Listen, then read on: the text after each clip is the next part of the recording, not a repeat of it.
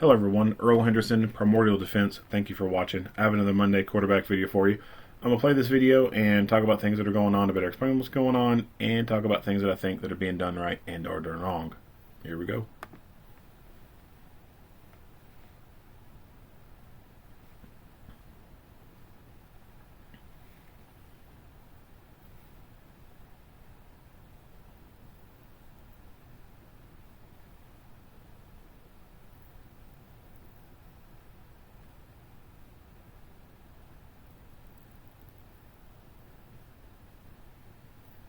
So another suicidal call.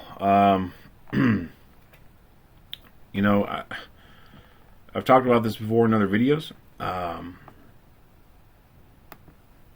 Is suicide a crime? No, it's not.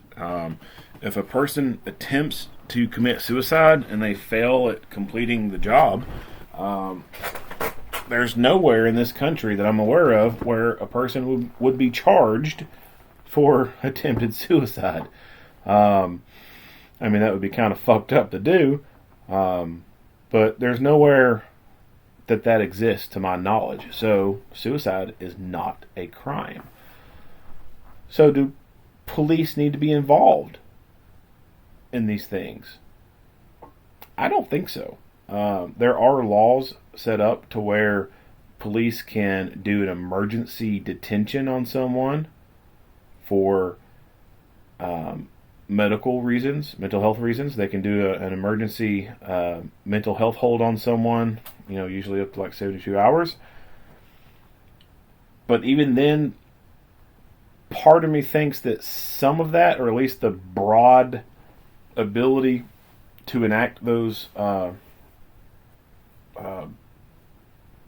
things is slightly unconstitutional. Now, do I think it is in the public's interest that the government be able to temporarily detain a person for mental health reasons, even though an exact crime has not been committed? Yeah, I think that for the public interest, for public safety, that is necessary in some scenarios. However, I don't think it is good that it's used so broadly the way that it's used today, especially for these calls where someone says that they are suicidal. That in and of itself is not a crime. Personally, what I think needs to happen, if a person calls 911 and they say they're suicidal, then that dispatcher just needs to connect them to the National Suicide Hotline. And dispatch can stay on the line, monitor what's being said, and if they hear anything in the background, people being harmed or anything like that, well, then that's when law enforcement needs to come into play. If it looks like that person is going to be harming other people or threatening to do that. If it's just someone who's threatening to harm themselves, I don't see the need to send the police. So that's where I partially agree with a lot of the left when they say police should not be going on mental health calls. It always seems like it ends up being a bad thing for the police to be involved in these kind of things, because these people can't do the job themselves, and so they act in a way that forces the police to act in their self-defense, and they end up using force in completing the job for the people who are trying to do this.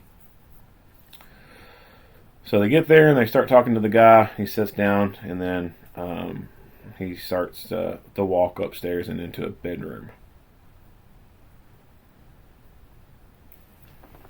We'll see what happens with this.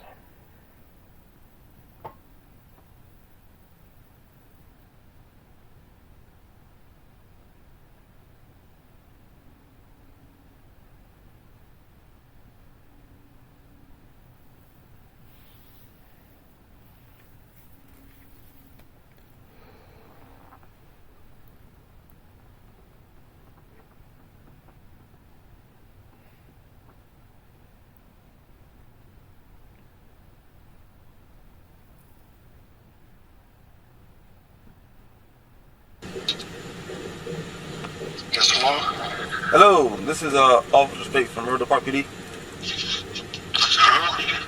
This is the Riverdale Park Police Department. Yes. Okay. I'm trying to get a hold of your brother. Yes.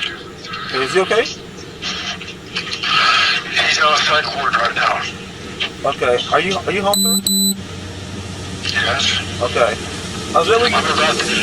Go ahead. Yeah, I'm sorry. What was that? I can't hear you. Clean about everybody. What was going on? Excuse me? What was going on? I couldn't hear you. Hello?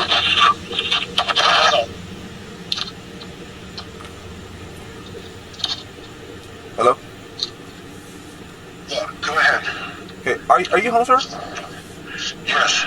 Okay. Is there any way possible you can step out for a minute? There's an errand I have to run. Well, I gotta make sure you're okay. That's all. Make sure who's okay? You're okay. I'm okay, sure. Yeah. But I actually gotta see you though. Make sure actually see you. Make sure you're okay. Excuse me? I gotta make sure I see you first, but then I can go ahead and clear this call. I'm gonna call. I'm right in front of your house. What are you saying? I just want to make sure you're okay. Why would you think I wasn't okay? Cause we got a call earlier that you weren't okay. We want to. Who called you? I can tell you in a second. As soon as you open the door, I'll tell you exactly who it is. You're not in trouble. You're not in trouble or anything. But I gotta talk to you real quick. Let's talk face to face. Is there we can come to the door real quick?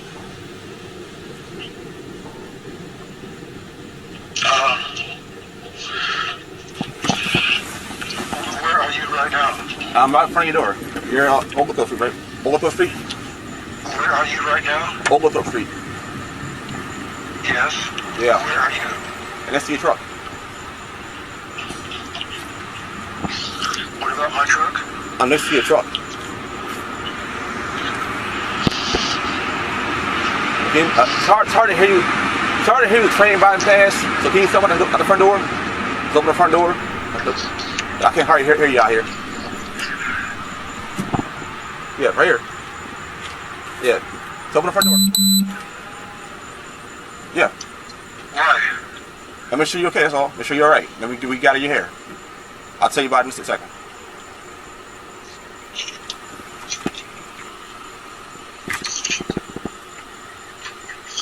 Hello, sir? Hang on. Okay. Okay. You okay? Alright. You alright? You okay? See your hand?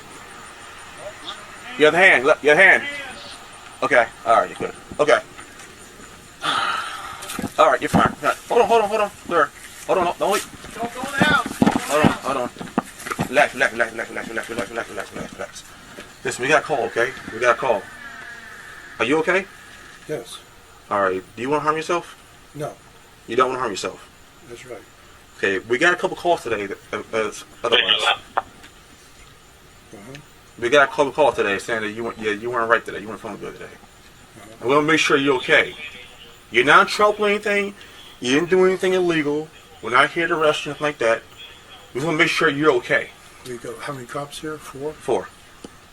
Yeah. I'm fine. You don't want to harm yourself today? No.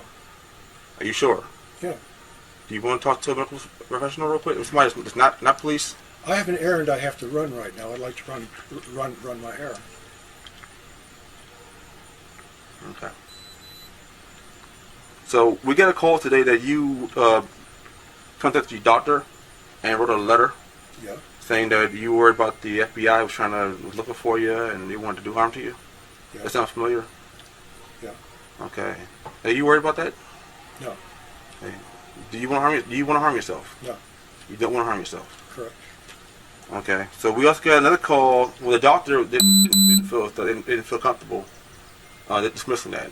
Doctor took it very seriously. What's that? Your doctor called. I believe it's. I didn't get it right. I think it was Doctor. Well,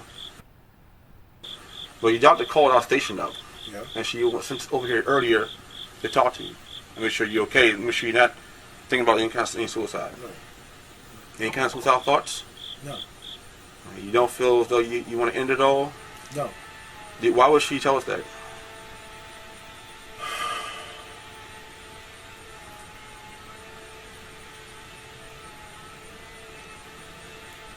I have an errand I have to run. What's about? No? What's about? fire them calling you now.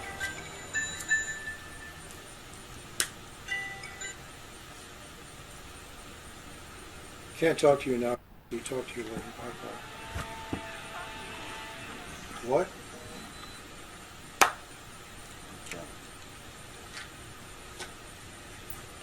So like I said, so why would a doctor call and tell us that? That I mean, I said I don't know you. I haven't talked to you. That's why I want to talk to you face to face and make sure that get this all figured out. I'm telling you that I don't intend to harm myself, and I don't intend to harm anyone else, and I have an errand to run, and you need. That's it. That's the end of the story. Okay. The second thing I got called on was you went to somebody at Crescent Cities, and you were and was it true you went to Crescent Cities today? Crescent Cities over here, the nursing home. Crescent Cities. Yes, sir. Nursing home right here on East West Highway. You mean the old Leyland Hospital? Yes, sir. So what? I haven't been in there. I haven't talked to anybody in there. Okay, so we got a call. We had a second call today. A second call on you, saying that you wanted to drop your cat off at the veterinarian. Yeah. To make sure, and that way you can't be looked out for, because you had the intention of harming yourself. That's the second call we got. Not only we get two calls, we got the second call. From Crescent Cities. The first call was from your doctor. Yeah, and the second call was from a person, an employee at Crescent Cities. I don't know any employees at Crescent Cities. I don't know if they work there or they visiting, or somebody knows you. Apparently somebody knows you. Somebody you must talk to, somebody knows you, and they I don't know anyone there. Okay. Okay. So we plan on dropping your cat off at the vet? Yeah. Why? She's too much of a burden for me to look after. Okay.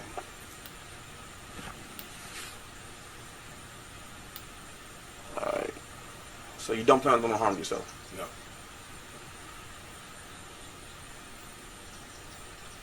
Alright. Do you have any weapons in the house? Do you own a firearm? Your records show me owning three firearms. I'm sorry, what's that? Yes, your weapons show me owning three firearms. Are you all registered to you? Yeah.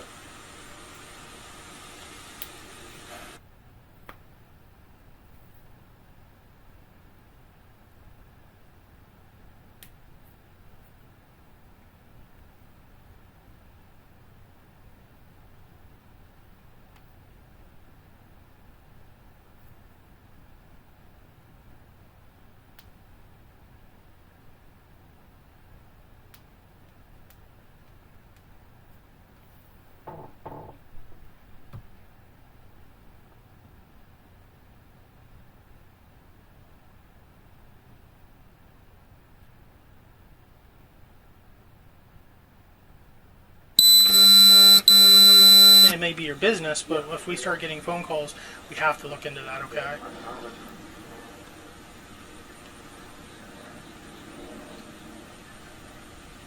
So that's why I'm asking the questions as far as, what's going on.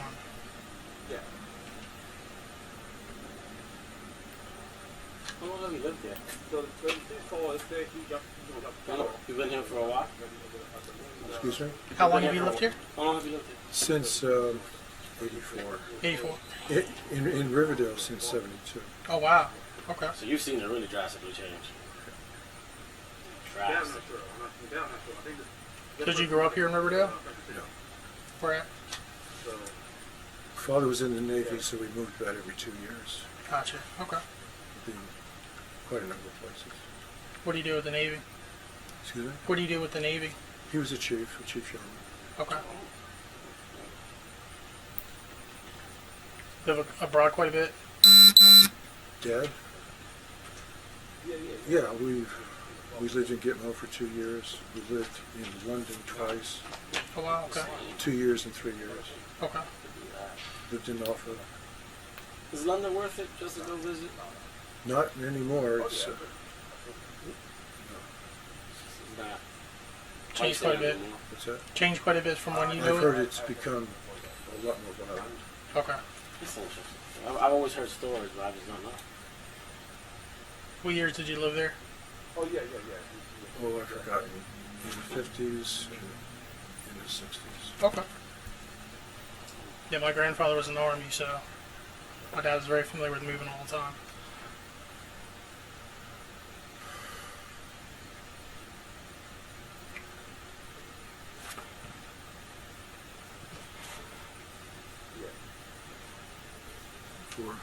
For my protection, you arrived with rifles. I'm sorry. Yes, sir. For my protection, you arrived with rifles. Yep. That's for our protection as well. Alright, so we're gonna, So they are going to a suicide call, which that means the person could pull out a gun and point it at them. So that means that if you're going to a potential thing that could involve a gunfight, then you should be bringing rifles. So although we can't see officers with rifles, obviously it's just now become a known fact that there are officers with rifles. So I like that. I like the fact that there's officers there who have their rifles out ready for a gunfight if it were to occur. So far what we've got is this guy's doctor has called the police a couple of times, telling them about, I guess, him having suicidal ideations, and then it sounded like a veterinarian place called in because he dropped his cat off and made some kind of suicidal ideation kind of statement. So the police go there to investigate. While they're there, this guy is not admitting to making any suicidal threats. He says he does not want to harm himself, etc. They are, I believe, what they're trying to do is they're trying to do their due diligence. They're trying to be there to want to help this guy. And so they're staying there and they're asking questions because there's more than one party.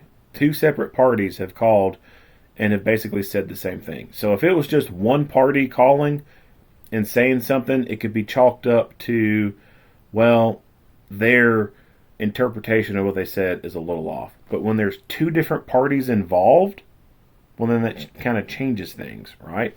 Because why would the veterinarian be in cahoots with the doctor? Now, they could be. I mean, it could be a conspiracy, whatever, blah, blah, blah. I mean, that's not likely. What's likely is he has most likely made suicidal statements to two separate parties. So these guys, these officers, they're wanting to help. Like, they're here, they want to do a job, they want to make sure people are safe, blah, blah, blah. So that's why they're staying. If they left, what would have happened? Don't know. This guy might have killed himself. Potentially.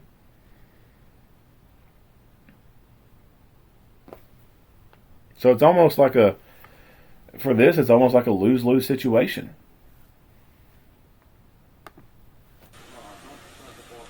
Yeah, when we're told that somebody's possibly armed, obviously we don't know other than what we were told is a possible handgun. So that's why we come with rifles. I think it's tricky like that. If you think about it, we don't want to come into a situation blind. So you came up calm. We're speaking now. I'm trying to get to the bottom of it. Once we're done, we'll go about our business. Respectively. It's a tough situation, but just trying to make sure you're good. That's it. Yep.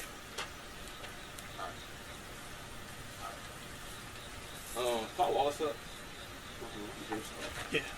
Are we tracking with what I talked to Rob about, or? Yeah. So call station. See if you can call up 204. And press the police. How to call and get them on the phone and get them verify what it said. Because we gotta go up your stuff, but I'm not sure this is still there or not. But they call the station out. And we got and you already contacted 18 sir, 18. Was it 18? Yeah. Signing them? Yeah. Yeah. ATA. Hey, question. Alright, so we're gonna get to the bottom of this, sir. We're gonna figure out who this is, because we gotta figure out who this is. Because we can't just leave and let you go and forget about everything without at least confirming who said why you said this, and go from there. You understand? Because we can't just if it was one call, whatever. But I mean, two calls, and both calls are the exact same thing. Crescent City's is a totally mystifies me. Sorry, I can't. You say you got a call from Crescent Cities. A person from over that way. I'm not sure if they're an employee there or they're a patient there or what. But we got a call from the general area. So I don't know. I didn't talk to that person personally. So That mystifies me. That mystifies me completely. That's why we gotta look into everything. Okay. yeah. So apparently, Would you like to have a seat on your stairs? In the meantime, we try to figure out what's going on. No, I'm fine. Okay. We'll try to make you as comfortable as we can for you.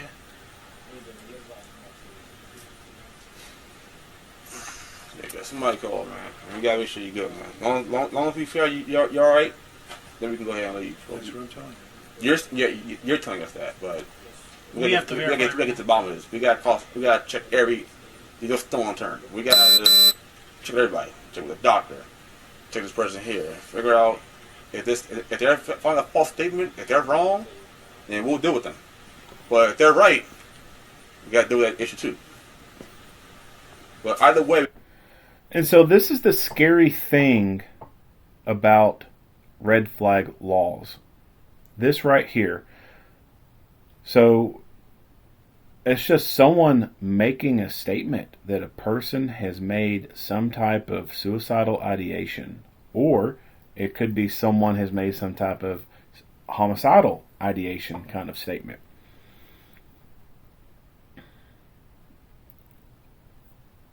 So they are responding to this incident just based off a verbal complaint, a call-in. And now that they've gotten here, this guy is denying everything that's being said.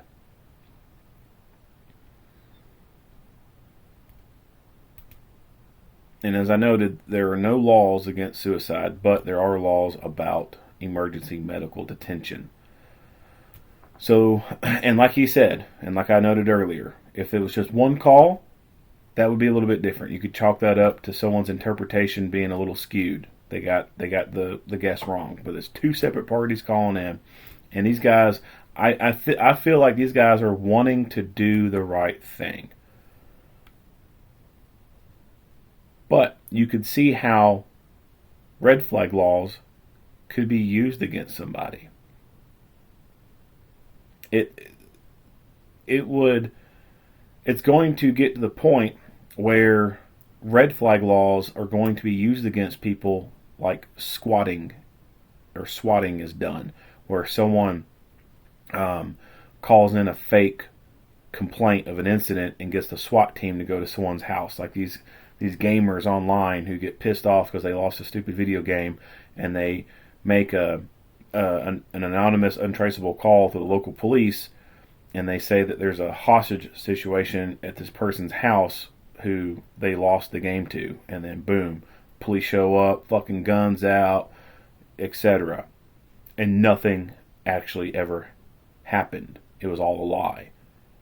The same thing is going to be happening with red flag laws. The left is going to be making shit up against conservatives, gun owners, anti-gun people who have an agenda to get rid of guns, who fucking hate gun owners, are going to make shit up to fuck with us with these red flag laws.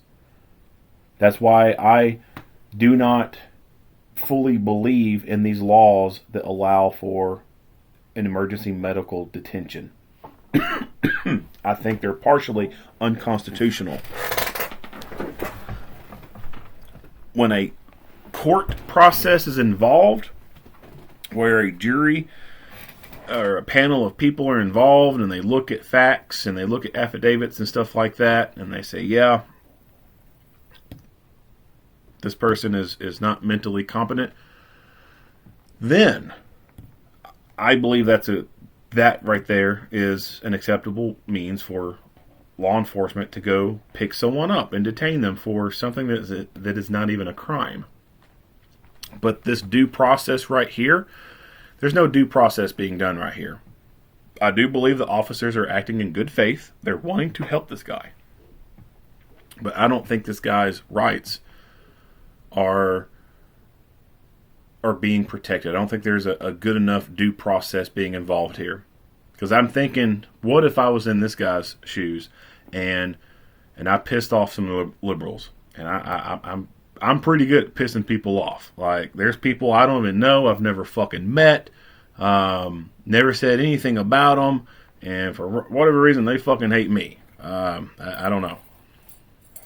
So if some liberals found out where I lived and really wanted to fuck with me, all they'd have to do is say they heard me make some suicidal ideations, or if we had red flag laws in this state, they can make up some shit and be like, yeah, Earl Henderson was saying that he's going to be doing this, this, and that. You know, he's going to be fucking packing a bag and shooting people. And under these laws, the officers would be able to come to me and temporarily detain me. Like, he, at this point, is not necessarily free to leave. And that's bullshit. That really is. That's bullshit. I don't believe in that whatsoever. I think that there needs to be more of a due process involved. For example, these people who called and made these complaints, they need to, and it would be a long, drawn-out process. It would. And he could end up killing himself while this process is taking place. But the process I think that needs to be involved is these people need to come before a person, write their statement, sign it as an affidavit. They're swearing on this paper that what they're saying is true. And if what they're saying is not true, then they can be prosecuted for it. And then it goes to a review team, and they look at how to best go handle this, go make contact with the person, etc. That, I think, is the best route to go about that versus just acting off of the word of some people that you really have no idea who the hell they are. You got to deal with this issue. If you want yourself, if that was said, my ID back. I'm gonna get you back when I'm said and done. I have it. So, we get to, like I said, we get to the bottom of this first. Once we get to the bottom of this, we can verify that you're good or you're not. We gotta figure out what we're going to do next step. You know, if you want help, if you need help, you're going to get help. No question about that. If you're good to go, you're squared away, and there's nothing more we can do, we'll be out here as soon as we can. But we're not trying, like I said, we're not trying to be here long as they have to be. But when we get a call like this from two different parties for the exact same reason on the same person, we got to investigate and go from there. I'm telling you, I don't intend to hurt myself. Okay, I appreciate you telling me that. I mean, I just got to be 100% sure before I turn around and get in my car and leave. Before we get in our car and leave, and then you do hurt yourself, then it's going to show we were on camera, we bumped us out twice, and we didn't do anything. That we can't do. Yes, sir. Right, so the statement was that sounds like paranoia, something about the FBI is after him, and that he wants to commit suicide tonight.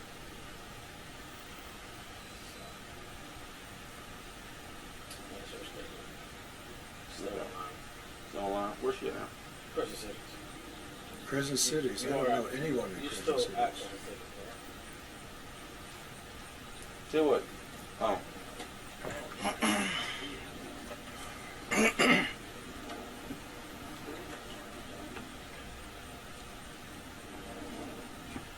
Listen, if you need help, buddy, we'll get you any help you need, okay? If you made the comments, you made the comments, okay? Again, we'll work through this. But we all have troubles in our lives, sometimes big, sometimes small. They may amount in our head to a lot, alright? We're here to help you.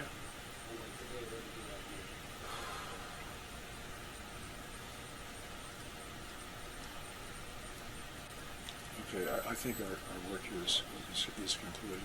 No, sir, it's not.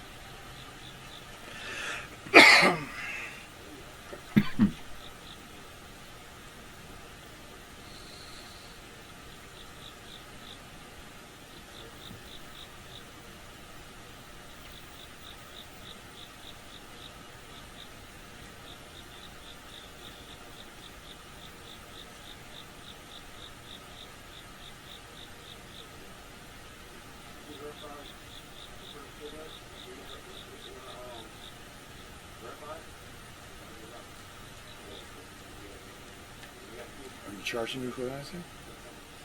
No, we're not charging you with anything right now. We're trying to investigate what's going on. You're telling us one thing, somebody else is telling us something else. We have to look into everything, okay? We're not trying to make this more difficult than it needs to be.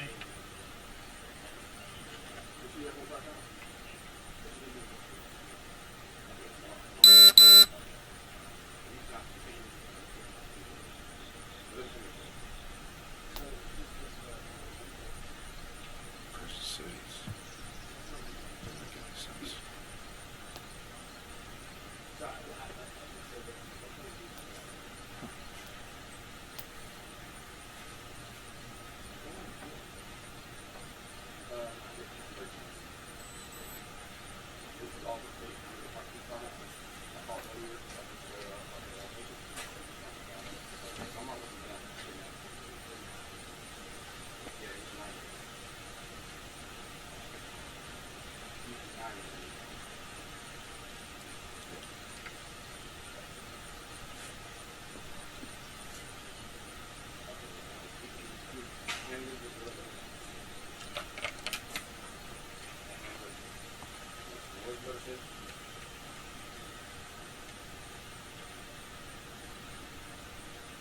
Did you write a letter to anybody today? No comment. Okay.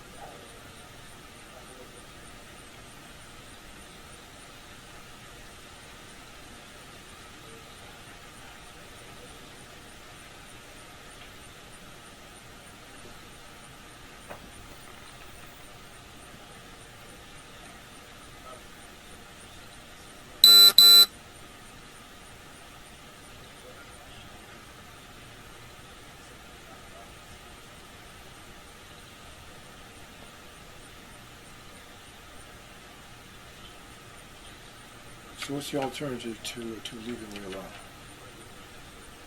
Well, again, we need to look at everything, make sure you're okay. And when, what's the alternative to leaving me alone?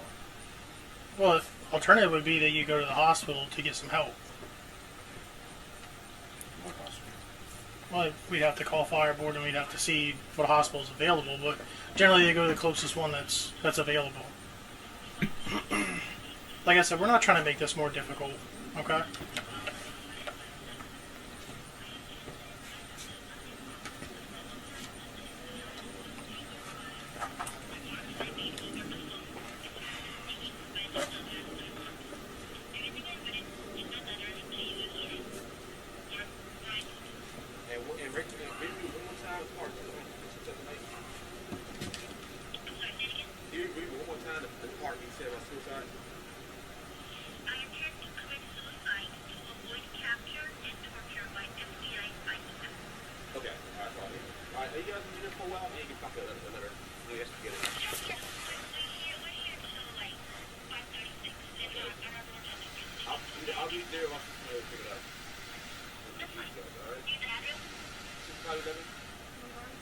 RZ 130.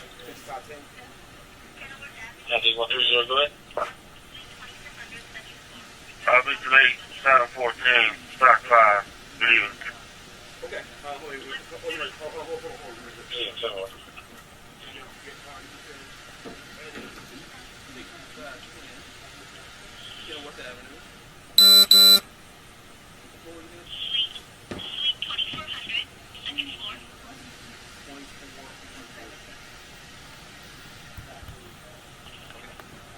So there's a lot of downtime involved here where he's not being engaged in any way, and so his mind is able to think freely without interruption. Some people are better at talking to people than others. I'm not one of those people. I'm not a talker. I don't think I would make a very good psychiatrist or a very good car salesman at that. Like, I don't have that ability, I guess you could say, to just like carry on, a great conversation with a complete stranger that I don't know. At least not in the sense of like in this kind of context of being a mental health kind of helper. So whoever is on scene, like, you're going to know who's the better talker, like who can talk to someone, who's just going to be able to draw it out of people. If there was someone there that fits that mold, then that person needs to be talking to this dude, keeping him occupied with conversation. Like, it could be just, the dumbest fucking conversation over. Like, is Goofy a dog or is he not a dog? Like, what is he? Someone who's just going to keep him occupied and prevent him from sitting there thinking about what he's wanting to do. Prevent him from visualizing what he's wanting to do. If someone can be there to keep a conversation with him, he's going to have fragmented thoughts and fragmented visualizations of what he's wanting to do. He's not going to be able to stay on task with thinking about the thing that he wants to do. And through just conversation, that person would be able to draw out from him some of the things that he's been thinking about. They've alluded to the fact that, that he said that he thinks the FBI is after him. Like, someone could start conversating with him and be like, so what's this FBI thing? And figure out what's going on. Figure out, what his conspiracy beliefs are and all that, and play into it. Like, yeah, man, like, fucking aliens. Yeah, they are fucking trying to take over. Like, get him to start talking and figure out what in the hell's going on in his head, and also prevent him from freely thinking and gaining that mental courage to go do what he wants to go do. So right now, although I can't know for sure what exactly is going through his head, I suspect that he's sitting here playing in his head, how's he going to kill himself? He is thinking, well, if they don't leave, they're going to take me to the hospital and then I won't be able to do it there. He's thinking that this is probably his last chance to be able to do anything, and he's going to have to act, and then he's thinking about it, and he's working up that mental courage. Just like, people, guys who are sitting there and they're working up that mental courage to go talk to that girl. Some can just go out and do it. Some of them, they got to sit there and think about it. All right, man, she's pretty fucking hot, out of her league. They're working up that mental courage to go do that. And people like this, they're doing the same damn thing. They're working up that mental courage to go do the thing that they've been thinking about doing. So I think it's best to have someone continuously talking to someone like this to A, distract them, keep them from thinking freely, and B, draw information out of them. Figure out what the fuck is going on in their head. Like, do they legitimately believe the FBI is after them? And why is the FBI after them?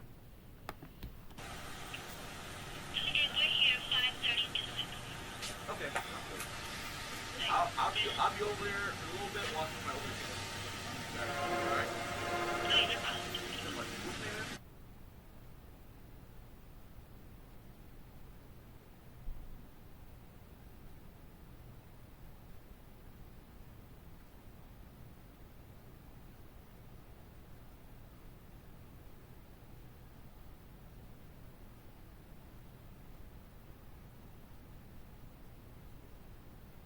So it'd be really great to hear what's being said in the background. Unfortunately, they've muted it. But you can still see his body language. And here we go. Sir, go and stay down here for me, please. Sir, stay down here for me. Sir, stay down here for me. Sir, stay down here for me. Hey, stay down here. Stay down here. Come on. Get him. Go. Shot fire! Hands up! Come on. Hands up! Shot fired. You hit. Shot, you hit. No, I'm good. What? Where you about to get? Bag it. Hands up! Stop over there already.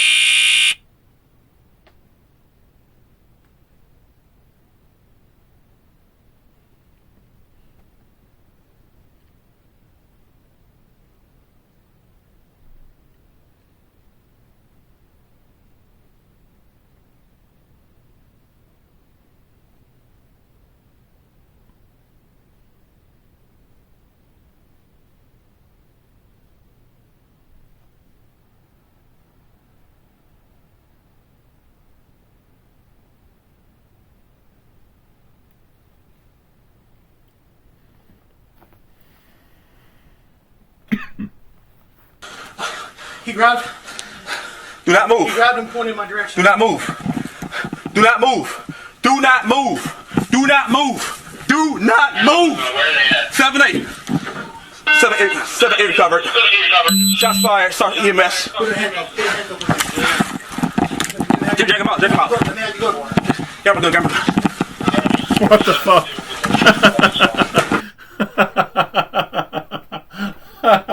Oh my god.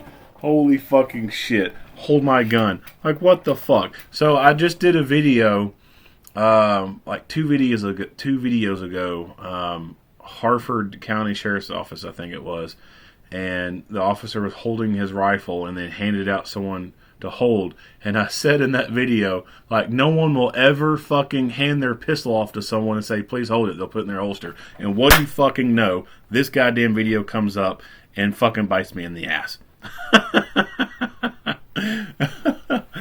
Oh wow. Fucking shit. Start EMS. Check him out.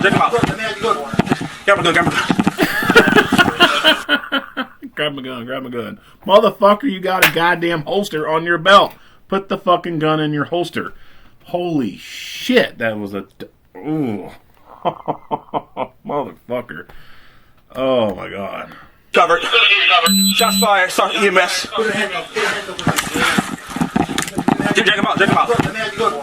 Camera gun. Jesus Christ. So, let's say this dude starts fighting again. What the fuck's he gonna do? He done gave his gun away to someone else. What if they fucking back out the room and he's stuck in this room without... Well, I mean, hopefully he's got a backup gun. But he just gave his only fighting weapon away. Like, you do not fucking do that. You do not relinquish your fighting gun to someone else. You keep that shit. You keep it on you. You should always be ready for the fight. Never fucking give your gun to anyone else.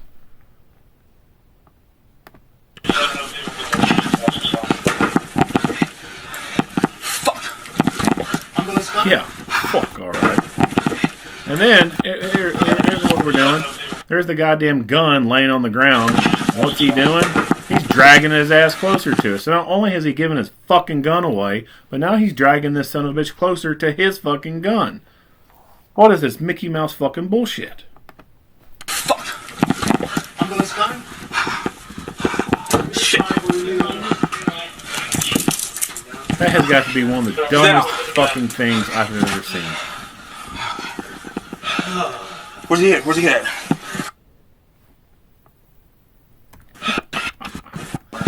Wow. 7-8 recovered.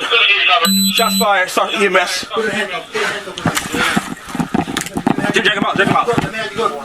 Camera gun.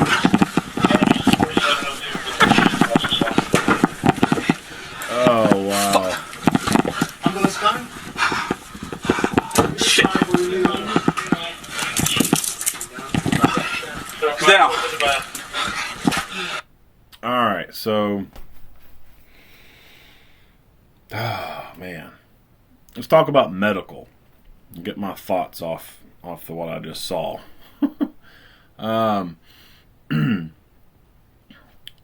So that officer dumps some rounds into him. Don't know how many rounds he fired and how many hit, but obviously he hit him.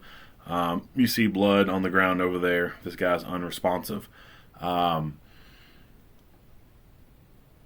If you're going to carry the tools to induce trauma, you should also carry the tools to reduce trauma. So this dude had a gun and he pointed it at the police. And it may very well be that this dude absolutely 100% had no intention of actually shooting at them. But you can never assume that. Never. You can never assume that. You have to assume that they do intend to shoot you. Because if you wait too long and they do shoot you, you could die. Action beats reaction. This guy initiated action first. He had the gun out and was pointing it at the officer.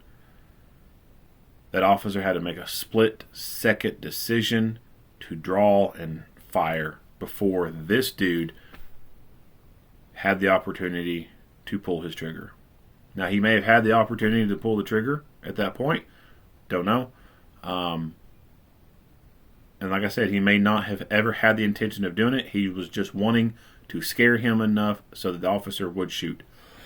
And I would say that's probably what was going on. This dude was probably just trying to scare the officer into doing the job for him. But you can never assume that that's what they intend to do. They could, after a couple seconds of realizing that you have not shot them, be like, all right, well, I guess pointing this gun at them isn't going to scare them enough to shoot me. Maybe I need to fucking shoot it at them. And then once they shoot it at you, they may not be intending to shoot you. They just may want to shoot over your head, and they could inadvertently actually hit you when they did not intend to. Which to me, that's still the same as intending to shoot you in the face. Like you shooting a gun towards someone, like you know there's bad shit that could potentially happen. So there's just no way to know what's going through a person's head. And even though you know this is a suicide call, there's probably a pretty damn good chance that all they're doing is just pointing at you to scare you into shooting. Unfortunately, that's what you got to do. Because you cannot assume that they have no intentions of hurting you. You cannot assume that they have no intentions of shooting. They could shoot, just intend to scare, and then because they weren't aiming correctly through sights, they thought they was aiming to the side of you, they pull the trigger and boom, now you got a bullet square dead center into your fucking snot box, and you're dead. These calls suck. They really do. I have empathy for this guy because he was in the headspace to where he felt that dying was a way to solve whatever the problem was. And this is not something that many people just think of right then and there. Now, it can happen to some people, like someone accidentally kills someone does something and they know they're about to get caught and go away forever. That could be in kind of an almost instant thing. But for people who are experiencing depression and mental health problems, suicide is something that they've been thinking about for some period of time. It could have been days that they were thinking about it, weeks they were thinking about it, months they were thinking about it, years that they've been thinking about it. There's some type of time frame involved that in their headspace, things are not all sunshine and lollipops. They're living in the doldrums, and it's been going on for some period of time. So that means that they've been suffering mentally for some time. Like, if you hit your head on a fucking door frame and you get a bump and it hurts, like that's something that other people can see. It's other people understand. Like, oh yeah, you got this big bump on your head. I guess you hit your head. I guess that fucking hurts. You can't see the mental stuff in people very well. There's characteristics that people display. There's body, there's sign language, or not sign language. There's body language. There's certain traits, certain things people do that can kind of give some insight to possibly what they're thinking about. But you can't just look at someone and know what kind of mental anguish they're going through. You can see a person with a cast on their arm and know that they had to have done something to really break that arm, and it's got to probably hurt like hell. But you can't look at someone's head and understand the fucking depths of turmoil and despair that they're going through in their head. And to be in that headspace for whatever amount of time it was, that's torturous. Like, it's depressing as fuck. And the fact that he had to go through, most likely had to go through that period of time of thinking about that stuff and then thinking that ending his life was a way to solve it, that sucks. That really does. I feel for him. However, at the same time, because he did this to this officer, I say this guy's an asshole for what he did to that officer. And other people who've done this, they're fucking assholes for forcing other people to do their fucking job for them. Those officers did not want to do that. Contrary to what the rabid left would like to make society believe, police are not wanting to fucking kill people. Like, no one puts their uniform on and goes to work and be like, yeah, buddy, today's the day I'm going to shoot a motherfucker. All right. Like, nobody fucking thinks that shit. Most cops are like, fuck, man, I don't want to get involved in this shit. It's going to be a fucking report. Damn it, I have to show up to court for this shit. Like, they don't want to get involved in shit.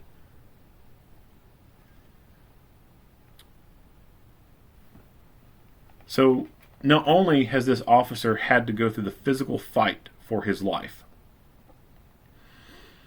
he now has 2 more fights that are going to be a little bit more long term. And even this physical fight in and of itself could lead into part of the mental aspect of PTSD, and that's a long term effect as well. But he's had to fight physically for his life. He had someone point a gun at him. Now he has the legal fight and the mental fight to contend with. The legal fight, he's going to have to answer for what he's done. It's not like they're going to, box everything up and be like, all right, case closed, guys, let's go home. And then it's done. Investigators are going to have to come there. He's going to have to be interviewed and questioned, and it's going to go before most likely a grand jury. They're going to look at it, etc. So he has to get over that legal hoop first to be in the clear. Like, all right, you were justified in what you did. And then if some liberal-minded dummies who are anti-police or wanting to make a statement and be like, oh yeah, no, he's totally in the wrong, and that's happened, now he's got a hellacious legal fight that he's going to have to contend with, on top of the running mental fight that he's having to run with or fight with. Just the mere act of having to take another person's life, that can affect some people. Like I said, officers don't fucking go to work wanting to shoot people. A lot of them try to avoid as much shit as possible. There are literally some cops out there who purposely drive slow to a call in hopes that by the time they get there, the fucking criminal is gone. Because they don't want to get involved in shit, right? So they're going to have to go with that mental fight. Having to process what they've done, taking another person's life. And then, in this context, they shot a suicidal person.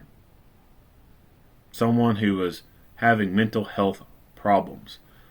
Like, it's a lot, like you would think it'd be a lot easier to digest and process, oh, here's a bank robber who is shooting at people, I shot him.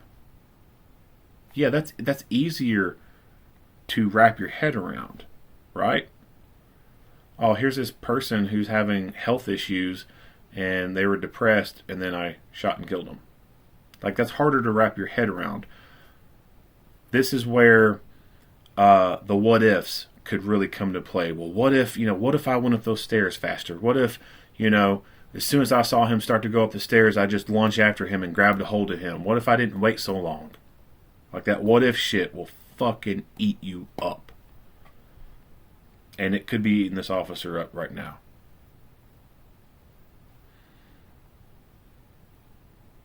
So, physical fight, got the mental fight and the legal fight. And it's not fair to put this officer through that. So I empathize with the fact that this dude's having some problems. That sucks to be in that headspace. But at the same time, you're a fucking asshole for doing that to this officer.